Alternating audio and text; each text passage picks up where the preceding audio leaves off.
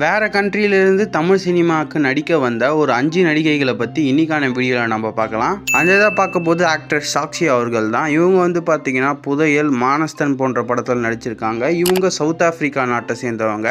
இந்தியிலையும் yearly ஸ்டேஜஸில் இவங்க படம் பண்ணியிருக்காங்க.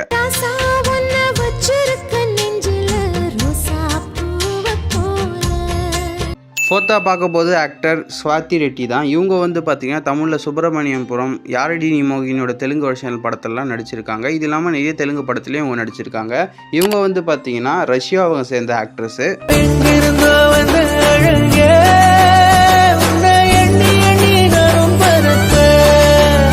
தேர்டாக பார்க்க போது ஆக்ட்ரஸ் பூஜா அவர்கள் தான். இவங்க வந்து பார்த்தீங்கன்னா நான் கடவுள், ஓரம் போ போன்ற நிறைய தமிழ் படத்தில் நடிச்சிருக்காங்க. இவங்க வந்து பார்த்தீங்கன்னா ஸ்ரீலங்காவை சேர்ந்த ஆக்ட்ரஸு.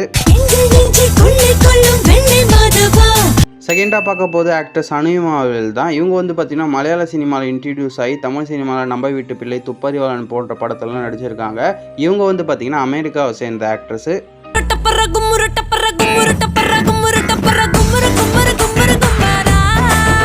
ஃபஸ்ட்டாக பார்க்க போது ஆக்ட்ரஸ் மனிஷா கொய்ராலா அவர்கள் தான். இவங்க வந்து தமிழில் வந்து பார்த்தீங்கன்னா முதல்வன், உயிரே, பாம்பாய், அது மட்டும் இல்லாமல் ஹிந்திலையும் நிறைய படம் இவங்க நடிச்சிருக்காங்க.